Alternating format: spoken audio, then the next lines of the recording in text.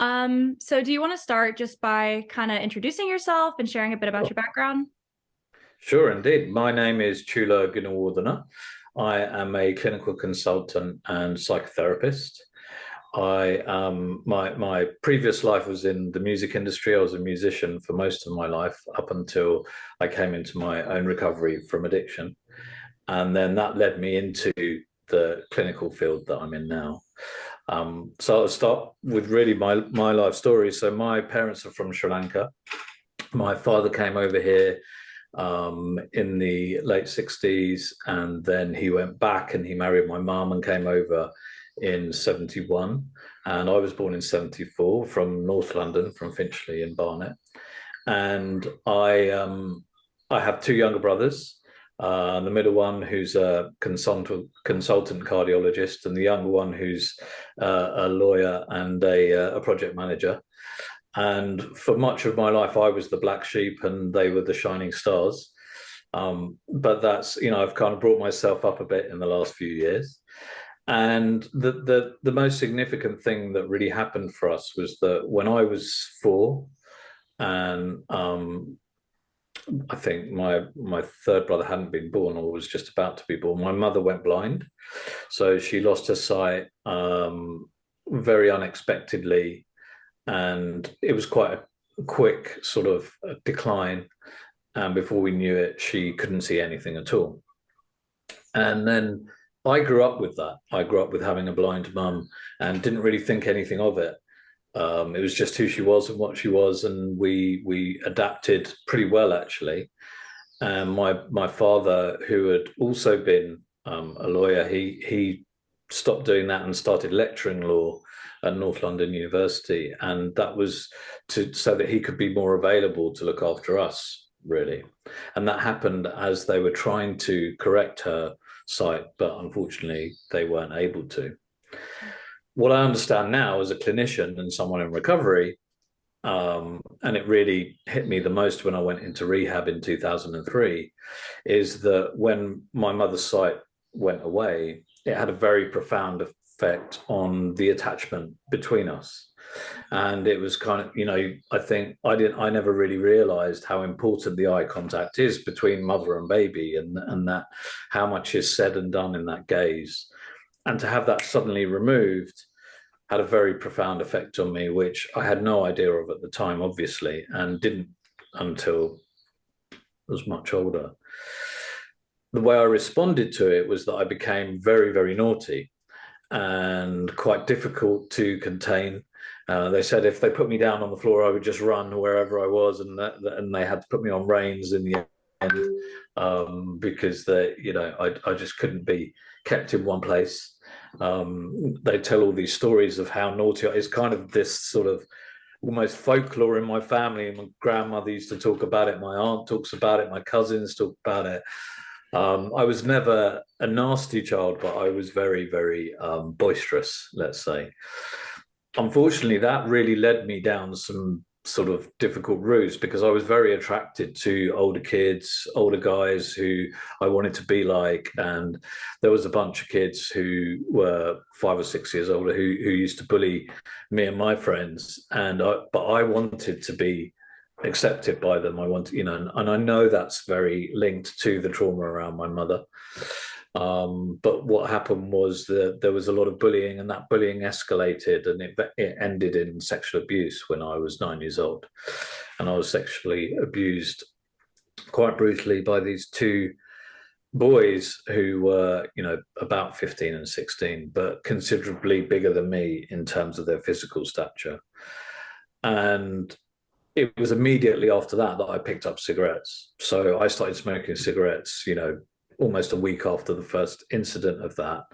And it went on throughout one summer, and I just started smoking on a regular basis. I was in the third year of junior school, and nobody had even considered smoking. But here I was, this little kid, puffing away on cigarettes on a regular basis. And then I also went to my dad's alcohol. So I knew where he kept the alcohol, and I would steal little bits of whiskey. And then, my childhood became a quest for cigarettes and alcohol. At the same time, I've discovered Metallica, and I got into heavy metal, and that was sort of alongside being a classically trained pianist and violinist. So my mum's a piano teacher, and we all play lots of instruments. And so it was very much a part of our lives growing up and a part of our education. And then I found this music. And again, I didn't really understand what was going on from an internal process, but now I do.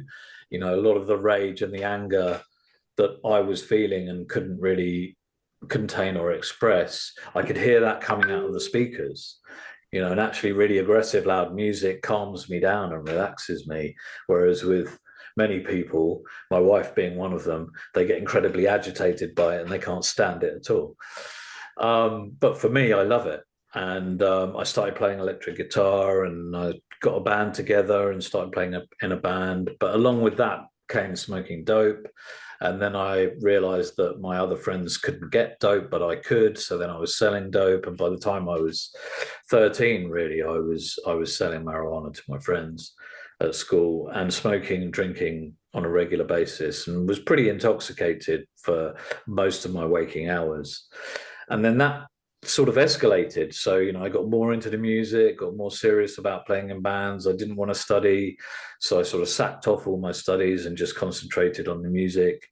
And then in my I was 19 when I went to university, but then took too many drugs, had too much of a good time, got a band together and played some gigs, but then dropped out, came back to London, and a friend of mine needed a drummer. And I'd never really played drums before. I'd messed around on the kit, but he said, look, will you just come down and hold a beat? So I went and did that, and I really loved it. I just really loved playing drums. And then we formed this band, and we worked really hard at it. You know, I was doing a job just working in a newsagent's for money. And then rehearsing in the evening, playing gigs at the weekend, putting up flyers all around London, and became part of the sort of Camden scene of bands that were playing at the time, and self-funded some demos and recordings, and then finally got a record deal in my early 20s. Unfortunately, that was around the time of Kurt Cobain and the whole heroin chic, and you know, it was something that was becoming an unfortunate trend. And I was attracted to that. You know, I wanted to try it out. I'd done pretty much every drug under the sun, apart from crack. That's one thing I haven't done. And I wanted to try heroin. And arrogantly, I thought I wouldn't be addicted or get addicted. And I thought I could handle it, and it would just be an experimentation. But it unfortunately turned into dependent addiction. And that progressed and got worse. And then things started to become unmanageable in the band. And then we were unfortunately dropped by the record label. And by this point, I was a full-on heroin addict. I was on methadone as well. I'd been selling a lot of skunk and smoking skunk, you know, about an eighth a day. It was ridiculous amounts of intoxication, which I'd built a tolerance to. And I was scrabbling around, stealing and lying and doing what I could to get money in order to score heroin on a daily basis. I'd gone down to nearly 6.5 stone, and I was quite unwell. You know, I wasn't washing, I wasn't eating, wasn't taking care of myself, and then we got dropped, and I was kind of down to earth with a really awful, you know, thump, and realized that I had nothing. I had no qualifications, no skills, no apart from the music. And now I had no career, no band. A lot of my friends had kind of stepped away from me. My family saw I think it was an extension of my childhood. They saw it as bad behavior. They didn't really understand the illness of addiction. They didn't really understand that ultimately it was trauma related. They thought I was just a badly behaved, you know, drug user. And this went on for a couple of years where I was trying to stop, and I was desperately trying to stop, and I couldn't. I was just thoroughly addicted.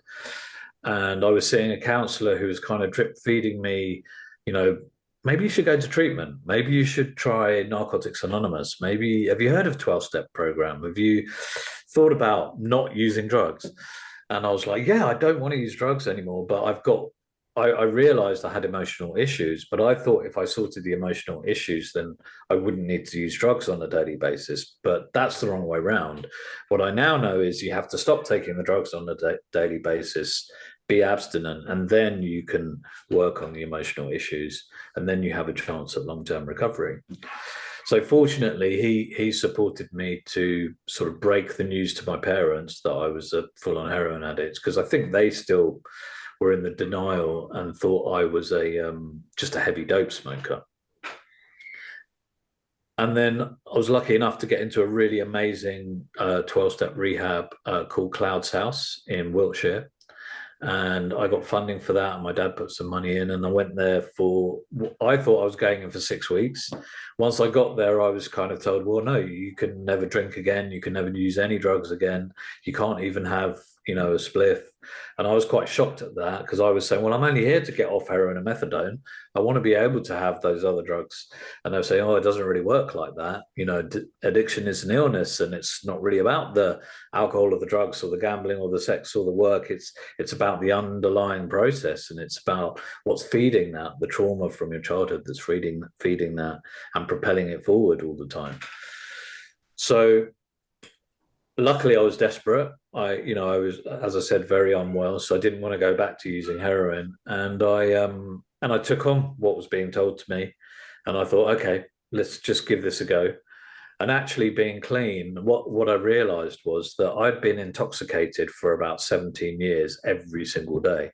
I hadn't had a day without a drug of some kind for that long.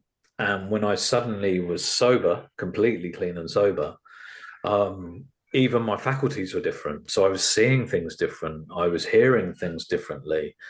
And that really shocked me and surprised me. Even when I spoke to my mother on the phone for the first time when I was actually sober, I couldn't recognize her voice. I thought it was one of my cousins playing a prank on me. My hearing had been distorted by, you know, all those years of being just thoroughly stoned. And there were so many revelations that then followed. And I did a lot of group therapy and one-to-one therapy and step work, and looked at not only the illness of addiction and how that had impacted on my life, but also all the stuff from my childhood and what that really meant. And I remember in groups saying, oh, my mum went blind when I was 4, and my peers go, oh, that must have been terrible. And I was like, no, it wasn't that bad. And then getting into it and then realizing, you know, how significant that was. And actually that's become very significant in, I would say, the last few years since my dad passed away and my mum's been on her own, and I'm the only of my siblings in London. My brothers are outside of London, so I spend a lot of time with my mum, and I look after her and run errands for her and take her to the hospital when she needs to go and stuff like that. And I had all these weird feelings coming up of quite sort of angry feelings, and I didn't understand what it was. And I thought, okay, well, maybe I'm angry at her blindness and, you know, the sort of tyranny of the disability. And I kind of understood that on clinical terms, having come into the field and become a psychotherapist. But what I didn't really understand, or what hadn't really fully hit me, was that underneath all of that, there was this inner child that was screaming, why can't I be mothered? Why do I have to look after you? Which obviously I have to look after her now. She's old. That's what we do. But I think when I was a kid, there was a part of me, an unspoken part of myself, that wanted to be mothered in a way that she wasn't able to. And don't get me wrong, she's fantastic. She's a really independent. She set up a charity for blind people called the BBSI in Barnet, which when she started it, there was 3 of them. Now there's over 300 of them. And they lobby the government, the council, and get things done, and they support people. And, you know, she's had 4 guide dogs. I think she's on her 5th, maybe even, you know, the 5th. And she's got 2 masters and a degree, and, you know, masters in philosophy. And they asked her to join Mensa. You know, she's an amazing woman. She brought the 3 of us up and looked after us the best she could. So can I really just quickly ask, what was her role and your father's role and your family's role, just as a whole, throughout the journey of you up to the point of getting finally sober in rehab? How were they able Well, to figure out that well, that's pattern? quite complex, really. So there was a lot of codependency with my mum. So I became her carer. And in terms of, I would often be the one to lead her around when we went to places. I would often be the one who would help her with things like reading mail and stuff like that. And I became a caretaker quite, like, in terms of my personality makeup at quite a young age. And it also brought a kind of dysfunctional emotional intimacy to our relationships, which I believe became codependent. And then when I was using drugs, I would ask her for money. Before I really got into stealing the money from them, which I ended up doing, I would ask to borrow money. She would lend me money, and then I would buy the drugs. And then when I got paid, I would pay her back. But that was a slippery slope. And eventually I wasn't paying her back and I was just taking. And then when she refused to give it to me, I would steal it. So, and throughout all of that period, the relationship with my father was very, very difficult. So he had a lot of his own anger that was coming out on me. I was behaving in a way that was making him really angry from a toddler. And so I always thought that he hated me. And I felt that I hated him.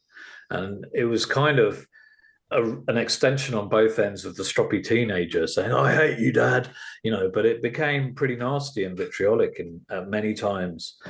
But at the same time, he would then help me. So he took me to Manchester when I went to university. He drove me up there. He helped me find digs. So he would, on the one hand, support me. On the other hand, there was this really volatile relationship that was aggressive and quite hateful at times. And I think my brothers got on with their things, and they were very well behaved and got on and were very successful in their studies and careers and relationships and things like that. And I played that part in the family. I wouldn't say I was scapegoated as such, but there's an article I wrote called "The Addict as the Vessel for Systemic Disturbance." It's on my website, and I can very much see that the trauma in the family of my mother going blind, a lot of the stuff that had to be pushed down in order for them to cope, I was acting out a lot of that trauma. A lot of my behavior was for the family. And then later on, a lot of my behavior was just my anger and not having been mothered or parented or looked after in the way that I felt I should have been. None of this was conscious. It was all in the unconscious. And then strangely enough, when I got clean and my parents saw that I was changing, my dad completely switched. He went to a 12-step, they both went to a 12-step program for families for a period of time. And they educated themselves around addiction and recovery. And then they became very supportive. And I never went back to live with them after rehab. I managed to sort of maintain independence. So I think that played a big part in it. And also, touch wood, I was working a program and I didn't relapse, and I haven't yet. Hope long may that continue. And so there was this shift, a sudden shift, and all the love that I felt hadn't been there from him, from my father, was suddenly there in abundance. And I think there was some displacement of my brothers, because it was like this prodigal son sort of scenario, and that was probably difficult for them. Hang on, you've caused all this trouble for years, and now you've been off drugs for 5 months, and they think you're the best thing since sliced bread. And that was probably difficult, but I do think that we've all acclimatized to that, and there's more of an even kill. And I'm really happy about that. I'm really happy that I was able to reconnect with my dad before he passed away in 2015. And also, he met my wife and my stepdaughter and had positive relationships with them. He saw my career, progress, and saw me, begin to support myself and become an adult, really, which I hadn't done. When I got clean, I was really a 13-year-old boy in a man's body. So that was really the role. It kind of shifted around, but there was definitely I believe in a systemic quality to addiction. I believe that it's a family illness. I think if we focus just on the addict in terms of treatment, then we're going to miss a lot of the other stuff that's actually beneath it. And many a time I've worked with people who have returned to their family post rehab or post a period of recovery and then relapsed because the dynamic of the family pulls them back in to the addictive disorder. And funnily enough, sometimes the family are the first people to say, "Oh, you haven't had a drink for 2 years, you can have a drink now," or you're not taking drugs anymore, you can have a drink, it'll be fine. Or you don't need to go to a meeting tonight, just stay at home. Ironically, they're often the first people to do that, unless they have a proper understanding of what the illness requires in terms of recovery. Yeah. Yeah. Well, I imagine it would have been different circumstances, but I know in my own experience that 180 flip of a parent-child role and how suddenly openness and love and accepting where before there wasn't, or understanding where there was previously misunderstanding. Yes, well put. My experience was very overwhelming. Right. So what was it like to go through just the change in dynamic for your family? I think it was primarily relief. So they had become increasingly concerned, distressed, and worried, not just for me, but about the whole situation. I think my dad wanted to kick me out of the house for a long time, and my mum wouldn't let him. So there was that codependent element there as well, which, it is a difficult thing to work with. And I work with parents whose children are causing havoc because of their addictive disorders, and it's very difficult to support the parents to hold healthy boundaries. So I think that it had got to that point where they just wanted it to get better, and then when it did, they felt relief at first. But then, as I was saying, it kind of unsettled the status quo. And I think that was difficult for them to adjust to. And I think even for my mother, having had that primary parental relationship with her, to then have developed this close relationship with my father, I think that may have even displaced her.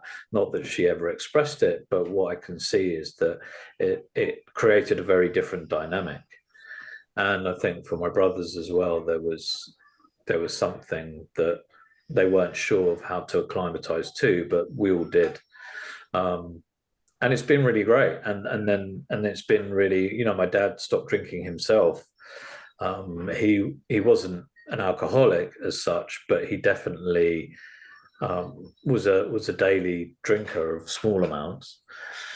One might argue that he was a functioning alcoholic, but either way, he stopped drinking in the last few years of his life and became more sentient in his presence, for sure. And even some of my family's friends and friends of friends have come to me, and I've worked with people in a clinical or professional capacity and supported people, and what I can see now is that my addiction had this negative ripple effect on everyone and everything around me, and my recovery has seemed to have this positive ripple effect on everyone and everything around me. And as I've progressed in my career, I mean, I'm now at a point where I have a very busy psychotherapy practice on Harley Street with my wife, and I am a clinical consultant for charities in the music support, in the music industry, one being music support, BAPAM and HMUK. I've set up a counselling service called Kairos Plus, which works with people early in recovery. And I do what I can to help the still suffering addict wherever I can. And it's a real privilege to be in that position, and it's amazing coming from where I was. And the music's become a hobby, but the last few years I got back into a band with some of the people who I was at school with when I was 12, 13, and playing with them from the very first band. And we do it just for fun, but I've reconnected with that in a much healthier way. So I feel like I've sort of come full circle, and doing the work in the music industry is really nice to be close to it.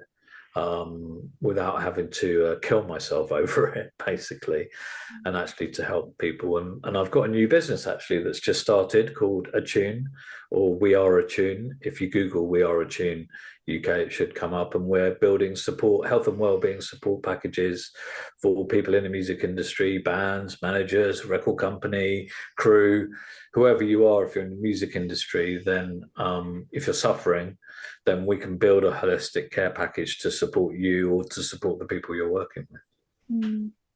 That's really important work. And I wish we had unlimited time and I would ask you a million questions about each of those specific things, but we're nearing into the last like 10 minutes or so of our chat. So just really quickly, could you tell me a bit about some of the different like community resources that were important to you throughout this entire process? Well, the most important thing for me, what saved my life, is a 12-step program. So I've worked in statutory services, voluntary sector, charity, private sector services, and I've worked with literally thousands of people with addiction issues. And my experience personally and my experience professionally has taught me that if people are what we call fundamentally addicts or alcoholics, then they need abstinence and a 12-step program of recovery in order to get better and have a productive life. If someone is a non-addict who's become addicted, then I think there are other routes that they can take, and they don't necessarily have to be completely abstinent, and they don't necessarily have to work a 12-step program. But that is the number one resource that I see working effectively. There are other methods, and I do feel that there's a place for harm reduction. There's a place for methadone and opiates, substitute opiate prescribing.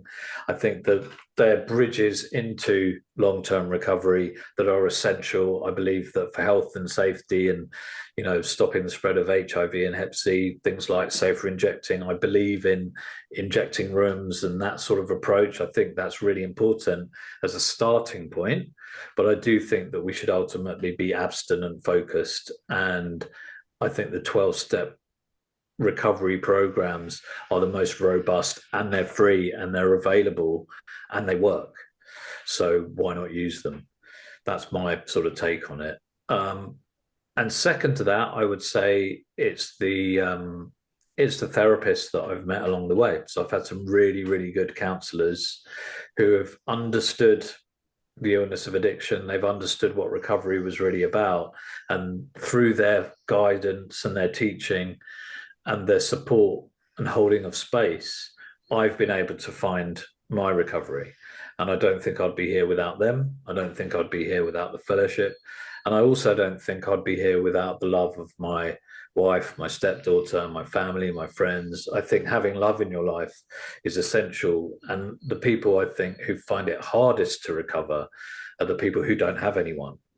When we do have people who can support us and love us in a healthy and boundaried and non-codependent way, then we stand a better chance of finding long-term recovery, for sure. Yeah.